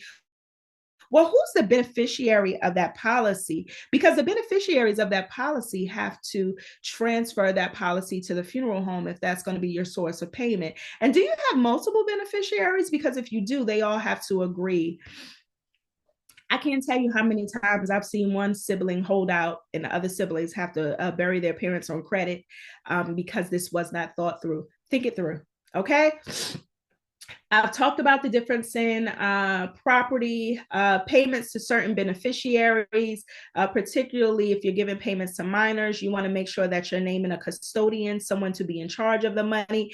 I mentioned that children can own and hold assets, but children are minors and they cannot make legal decisions. So someone has to be the decision maker for the asset. For those who are co-parenting, the first person who has right are these two parents. Two parents typically, usually it's two parents unless one is deceased. These parents have rights. Just because you have a custody order does not mean that the parental rights were terminated. So unless parental rights were terminated, that other parent has a right to the child and right to everything that the child owns. Okay.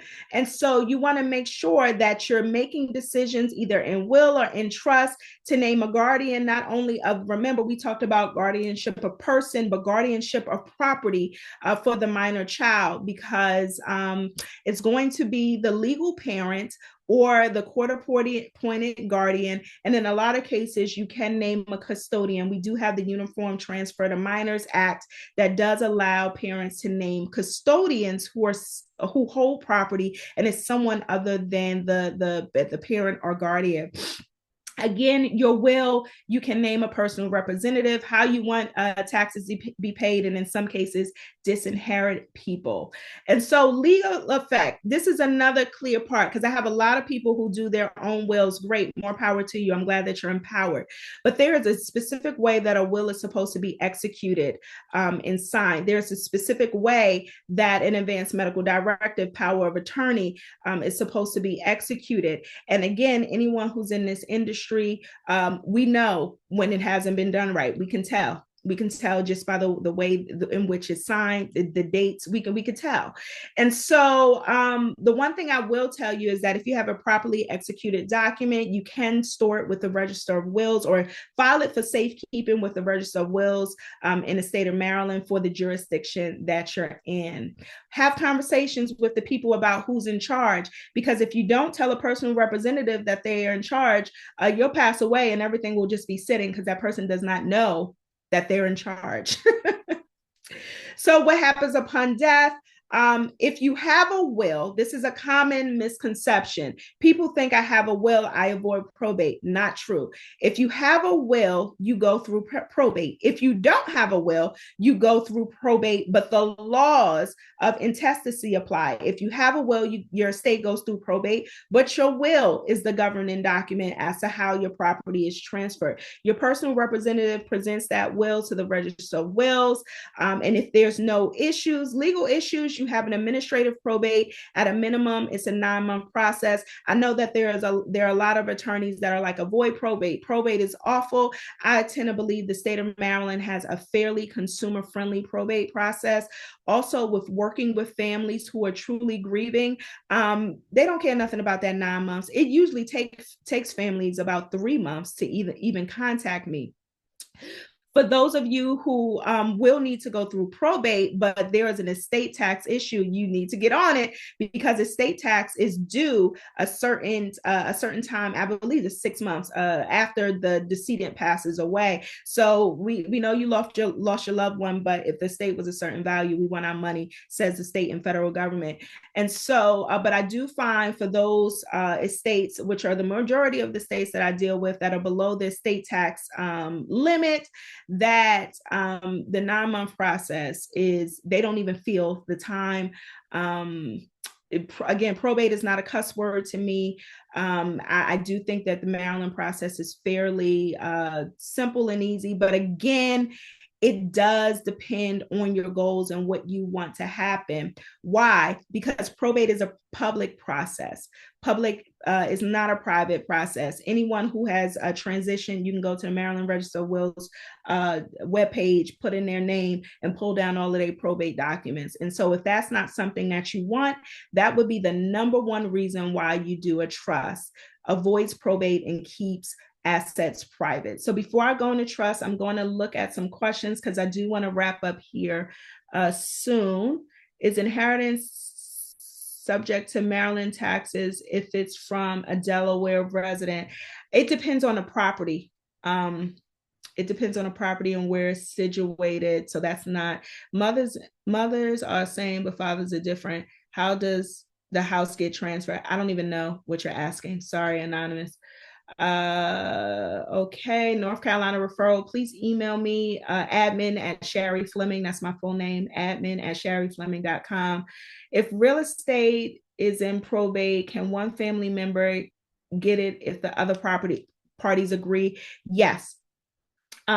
So if you are, as a general rule, if you inherit from someone's estate but you don't want it, you can you disclaim, the value of that goes back into the estate. And so if you are receiving properties, let's say 3 siblings are receiving properties, but the other 2 don't want it, they can disclaim their right. But I do find that most siblings want to be bought out.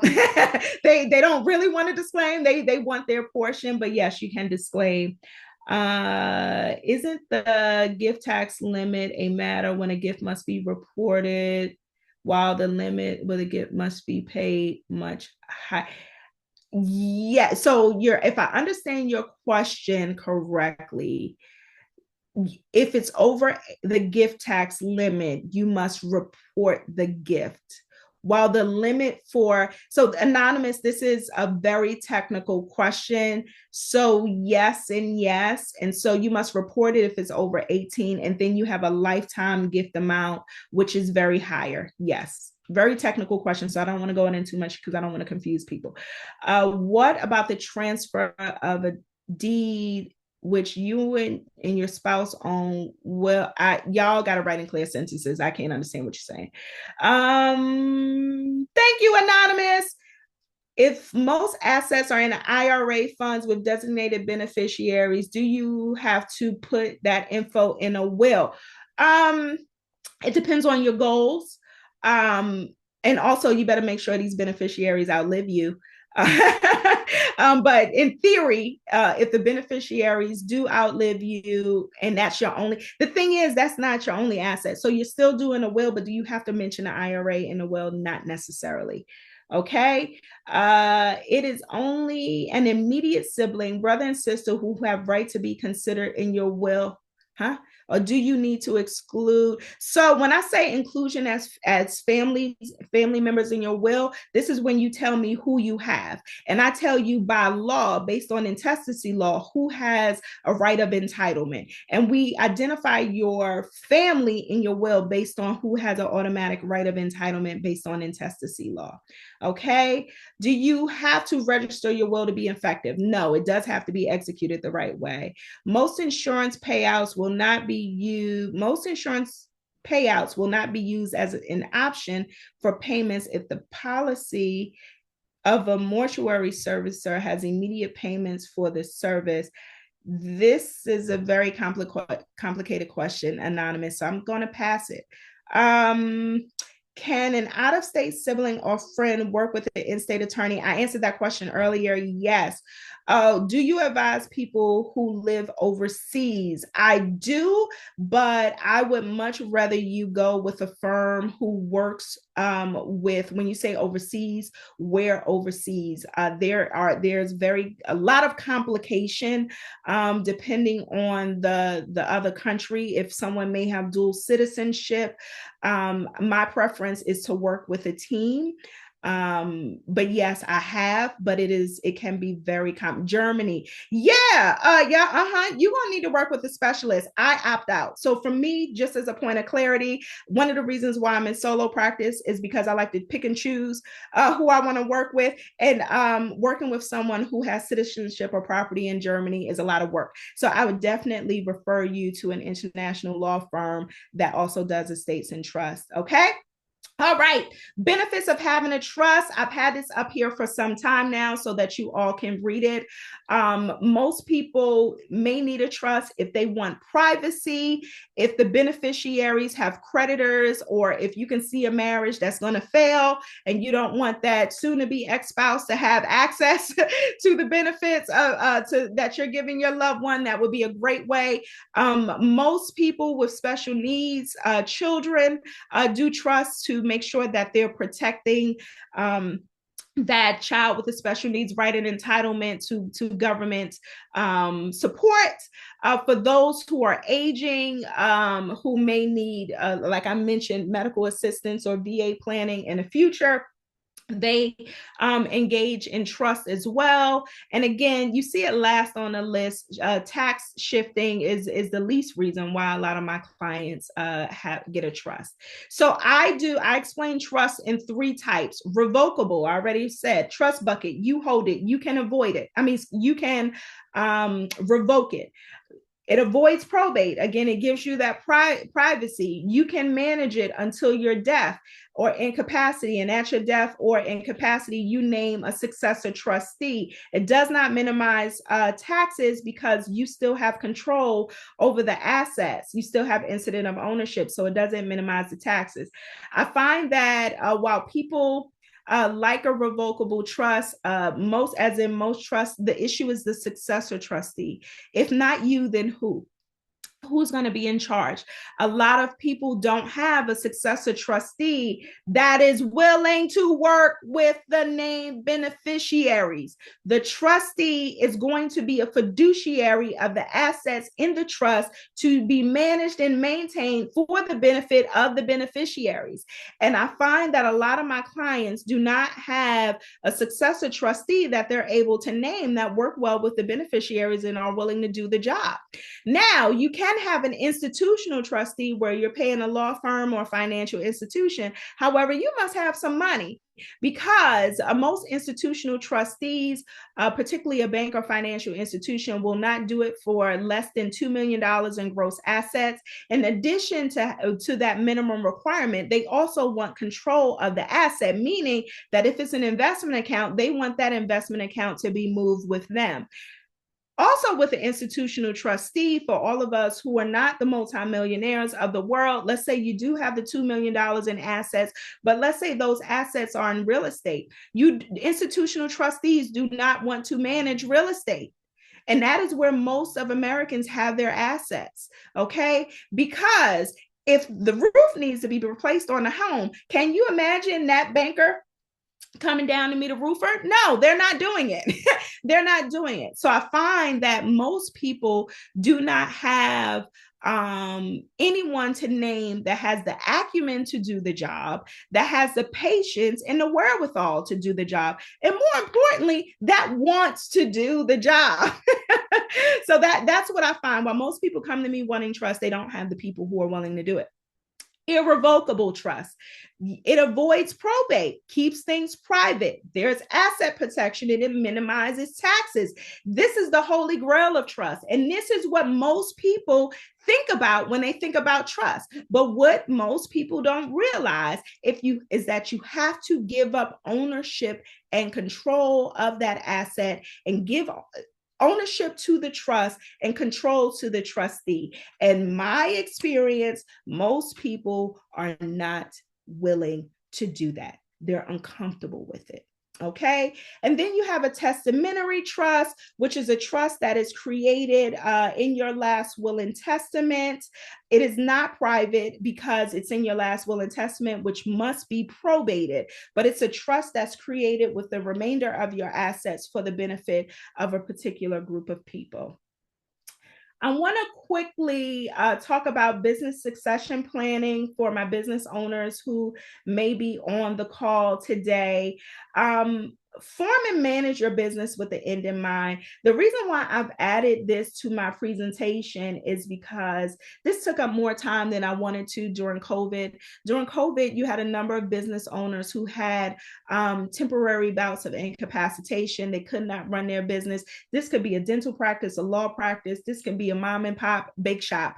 But you had people who are solely in charge of their business, and because of a disability or some type of impairment, they're unable to do it, but they've made no plan for business continuity. They've made no plan for how their business would be wrapped up. So if you have a business, and how do you know that you have a business? You have a business because you now have to report this business income on your tax returns and file taxes on it. Okay. I don't care if you're a sole proprietor. I don't care if you're a member of an LLC. I don't care if you're a shareholder of a corporation. If you have business interests, you need to make sure that there is some plan in place to either ensure business continuity, if you want the business to still be in place for when you are in have the ability to control it again, or you need to make sure it wraps up. Okay. But you must have a business succession plan. And if you do not, the power of attorney that you named for incapacity, that's who's in charge of wrapping up your business. And if you do not have a separate business succession plan, the personal representative in your will, that's who's in charge of running your business at your time of death. And so if you're separating your personal and your business world, you're doing yourself a disservice. Okay. And so what is your purpose in being a business owner? Why are you in a business? What are you doing? And what do you plan to do with it?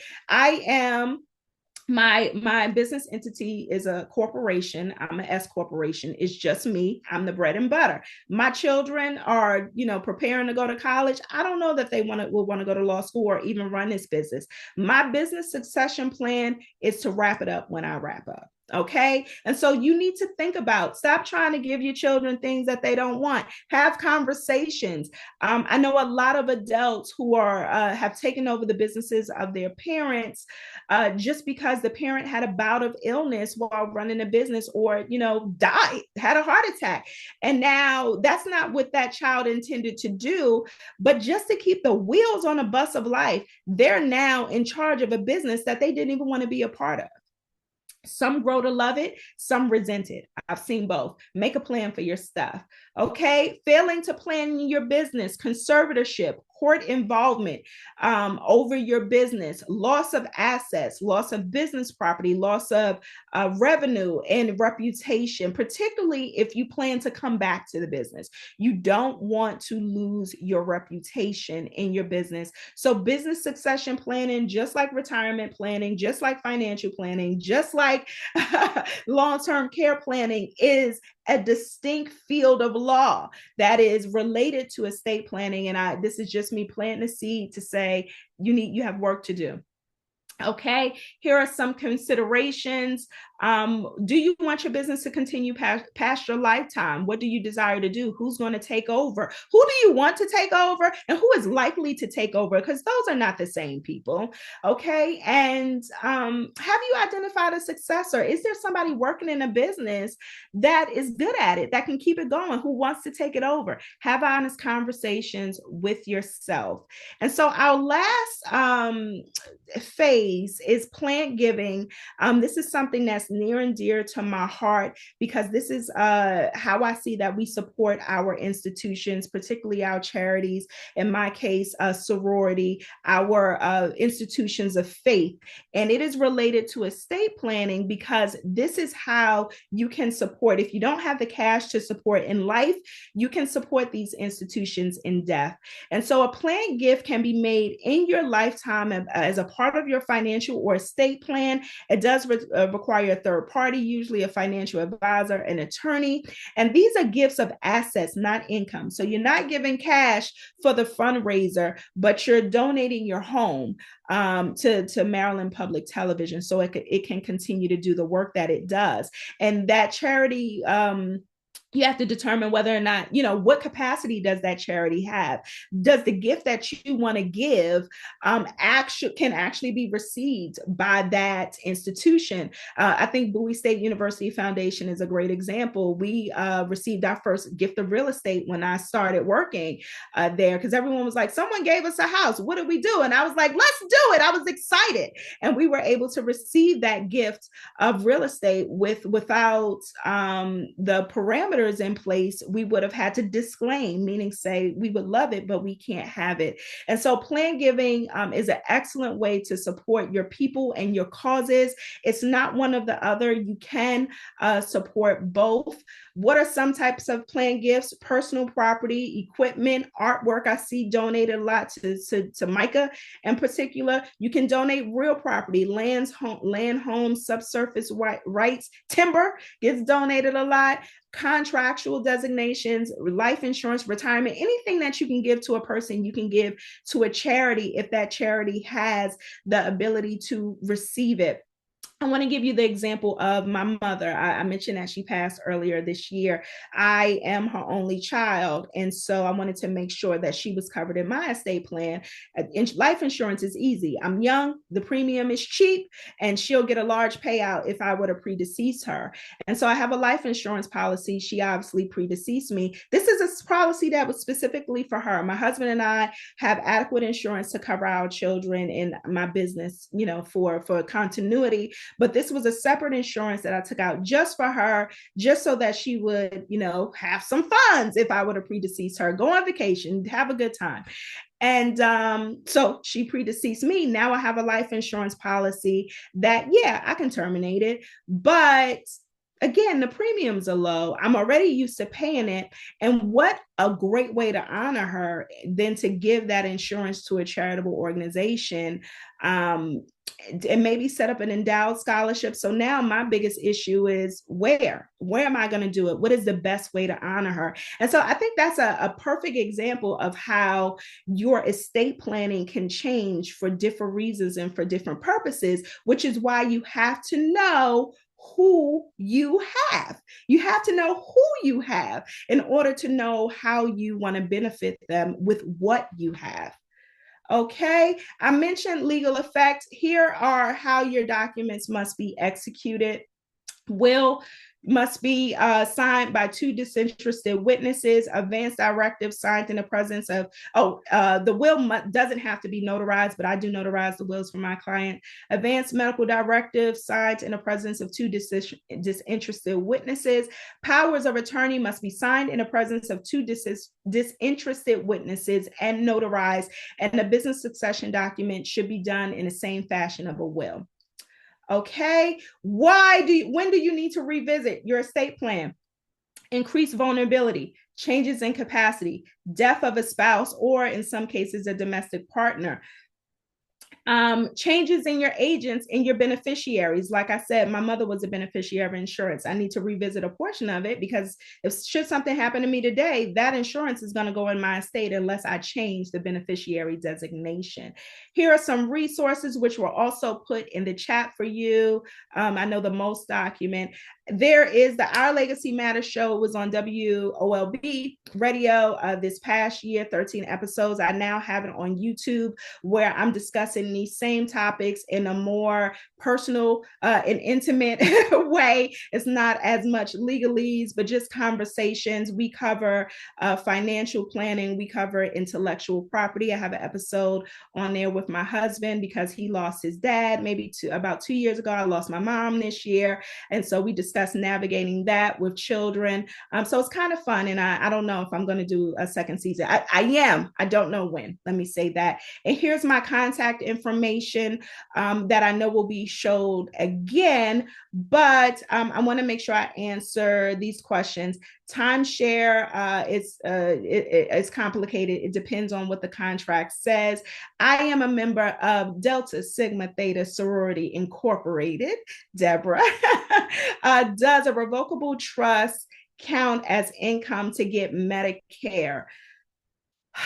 I don't think so. So Medicare is federally mandated health insurance that kicks in at a certain point in time. And so the question is whether or not assets you have incident of ownership of, how do they affect your Medicare eligibility? I don't know. I don't know the answer to that, Deborah. Quite because I know Medicaid eligibility more than I know Medicare. Can a beneficiary also be a trustee? Yes. However, if there are multiple beneficiaries, think about the position you're putting this one beneficiary in, because the trustee still has a fiduciary duty to act in the best interest of all beneficiaries, and they're one of them as well. So it can be a complicated position that you're putting someone in. So think about that. Oh, thank you. You guys are so sweet. People believe trusts are protected from creditors. Trust can protect assets from certain creditors. I think I covered that. Because you are renaming or retitling assets to the name of the trust, the asset is that of the trust and not yours or the individual. So trust does protect assets from creditors. Okay, and ex-spouses, potential ex-spouses. I was told that a trust is vital if you own real property in more than one state. Yes, I alluded to that earlier. If you own property in more than one state, a trust is a good tool, because remember, when you probate, you have to probate in every state where there is real property. A caveat, though, that I will have about that: if you have property that is income producing, meaning you're renting out that property, or maybe you're selling some minerals on that property and that property is getting income, the thing to be mindful of putting that property in a trust is that that income is going to be taxed at the highest tax bracket. So remember, this is a game of trade-offs. You'll get one thing and lose some other things. Let's see. Thank you. Thank you. All right. I think I covered how does a person retrieve a divorce settlement that was issued by a trustee? I don't even understand that question. I don't understand that question. I'm sorry. If you have a will and beneficiaries is probate, I answered that. All right. So I think I answered most of the questions that I have the ability to answer. And so, Kalisha, I'll turn it over to you. I know we have a couple of raised hands. I'm not sure if they still want to ask their question or not, but to the extent that we have time, I'll let you lead the charge. Well, Sherry, thank you so much for all that information. I took a lot of notes. Thank you to everyone that has joined us this morning. For the sake of time, we are not going to answer any more questions. We appreciate you guys getting on with us today. Sherry loves us so much that she has agreed to conduct another webinar in the spring. So more details to come, but we are thrilled to have another opportunity to work with her. Here is a list of resources from MPT, the www.mpt.org/legacy. You'll find more information for our Plan Giving website. Free Will is a free tool that we use that will help you through the will guiding process. And then Sherry's information is on here as well. We ask that you please take the time to complete the follow-up survey. The link will be emailed to all of you who have registered. From the Major and Plan Giving team, we'd like to thank you all for attending. I hope this webinar has been helpful for all of you and moving forward in your estate planning process, and have an amazing day.